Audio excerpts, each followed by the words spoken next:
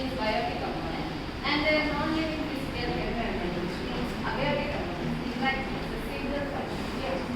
Ecosystem എന്ന് പറയുമ്പോൾ ഒരു കോംപ്ലക്സ് ആയിട്ടുള്ള സിസ്റ്റം ആണ്. അതിൽ ബയോട്ടിക് കമ്പോണൻസ്, അതായത് ലിവിംഗ് കമ്പോണൻസും അബയോട്ടിക് കമ്പോണൻസ് ആയ നോൺ ലിവിംഗ് കമ്പോണൻസും ഉണ്ട്. അത് ഒരുമിച്ച് ഒരു ഫങ്ഷണൽ യൂണിറ്റ്സ് ആയിട്ടാണ് പെർഫോം ചെയ്യുന്നത്.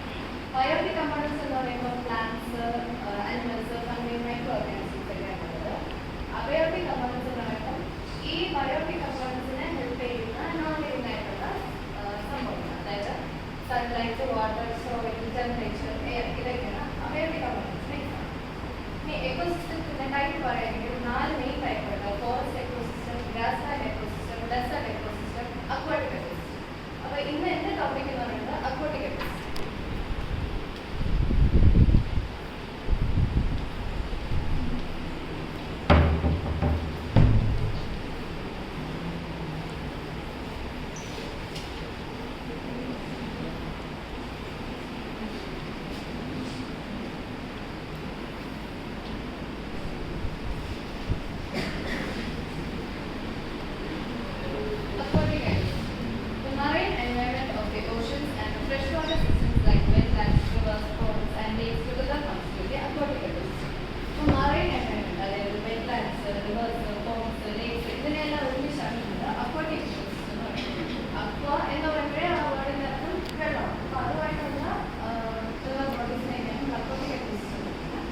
Plethora of natural resources is provided by aquatic ecosystem to all human beings.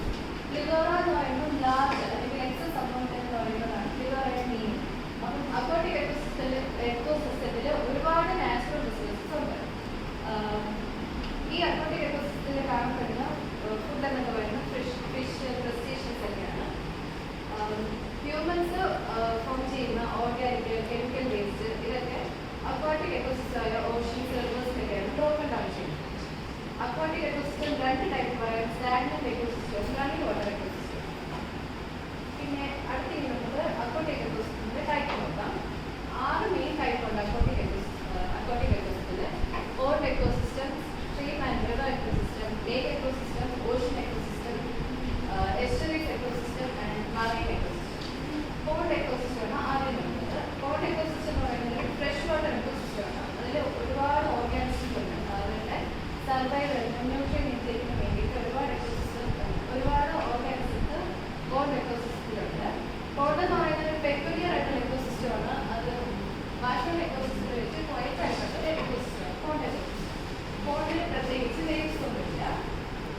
പിന്നെ അതിന് ടെമ്പറേച്ചർ ഡിഫറൻസ് ഒന്നും അതിനെ ബാധിക്കുന്ന ഒരു കാര്യമല്ല.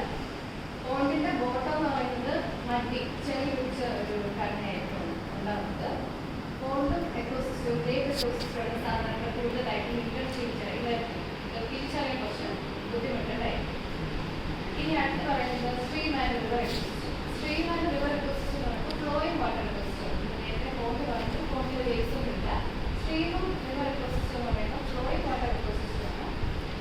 ഈ വാട്ടറിന്റെ ഫ്ലോ ഡിപ്പെൻഡ് ചെയ്യുന്നത് ആ എക്കോസിസ്റ്റത്തിലുള്ള പല അനിമൽസും പ്ലാന്റ്സും ആ വാട്ടറിന്റെ ഫ്ലോ അനുസരിച്ച് അതിന്റെ സ്പീഡ് റെഗുലേറ്റ് ചെയ്യാറുണ്ട്.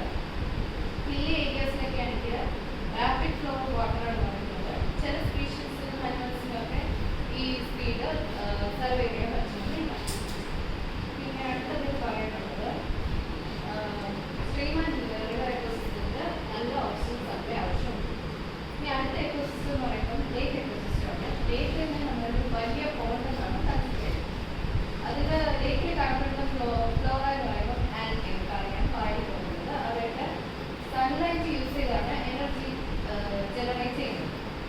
ഈ എനർജി മൈക്രോസ്കോപ്പിക് ആനിമൽസിലോട്ട് ഈ ആൽഗെ കൺവേർട്ട് ചെയ്ത് കൊണ്ടുവരുന്നത്. ഒരുപാട് സ്മോൾ അക്വാട്ടിക് ആനിമൽസ് ഉണ്ട് ആൽഗയിലും പിന്നെ അക്വാട്ടിക് ഫുഡായ ഫിഷസ്, സ്നെയിൽസ് ഒക്കെ നമ്മുടെ ലേക്ക് എക്കോസിസ്റ്റത്തിൽ കാണുന്നതാണ്. ഇത് ലേക്ക് എക്കോസിസ്റ്റത്തിലുള്ള plants carbon dioxide use ചെയ്ത് ഓക്സിജനെ റിലീസ് ചെയ്യും. അത് അക്വാട്ടിക് എക്കോസിസ്റ്റത്തിലുള്ള ബാക്കി ആനിമൽസിന് യൂട്ടിലൈസ് ചെയ്യുന്നതാണ്. ഇനി അടുത്ത എക്കോസിസ്റ്റം, 4ാമത്തെ ecosystem ocean ecosystem. Ocean ecosystem എന്ന് പറയുന്നത് ബാക്കിയുള്ള എക്കോസിസ്റ്റത്തിൽ നിന്ന് നല്ല ഡിഫറെൻ്റ് ആയിട്ടുള്ളതാണ്. കാരണം അതിൽ ആ എക്കോസിസ്റ്റത്തിൻ്റെ മെയിൻ്റെനൻസിനും ബാലൻസിനും സോൾട്ട് വാട്ടറിൻ്റെ ക്വാണ്ടിറ്റി ഫ്രഷ് വാട്ടറിനേക്കാളും കൂടുതലായിരിക്കും ഓഷ്യൻ എക്കോസിസ്റ്റം. പിന്നെ അതിൽ പറയുന്നത്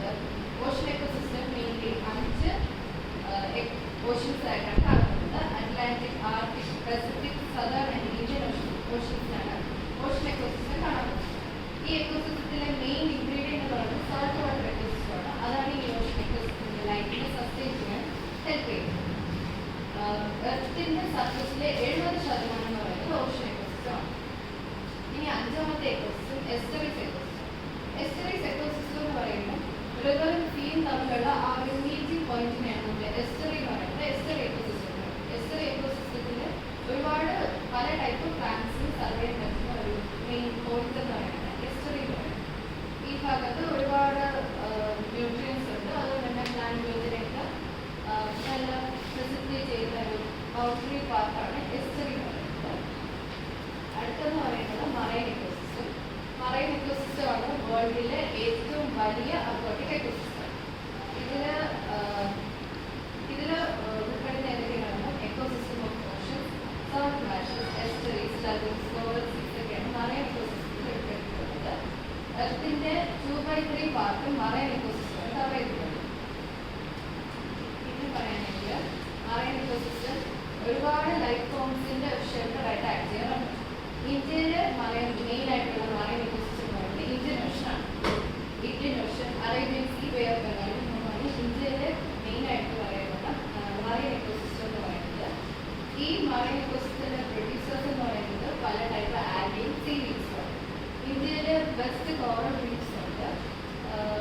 ഒരുപാട് സ്പീഷീസ് കോറൽ റീഫ്സിൻ്റെ അകത്ത് കാണപ്പെടുന്ന ഒരുപാട് സ്പീഷീസ് എന്ന് പറയുന്നത് പല type fish, crustaceans, starfish, jellyfish ഇതൊക്കെയാണ് കോറൽ റീഫ്സിൻ്റെ അകത്ത് കാണപ്പെടുന്നത് പല സ്പീഷീസ്.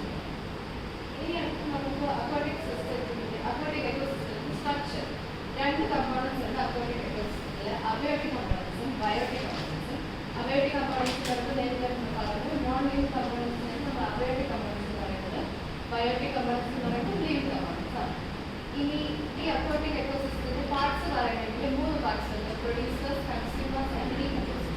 പ്രൊഡ്യൂസേഴ്സ് എന്ന് പറയുമ്പോൾ അക്വാട്ടിക് എക്കോസിസ്റ്റത്തിൽ കാണുന്നത് പ്രൊഡ്യൂസേഴ്സ് എന്ന് പറയുമ്പോൾ ഫൈറ്റോപ്ലാങ്ക്ടൺ ആണ്.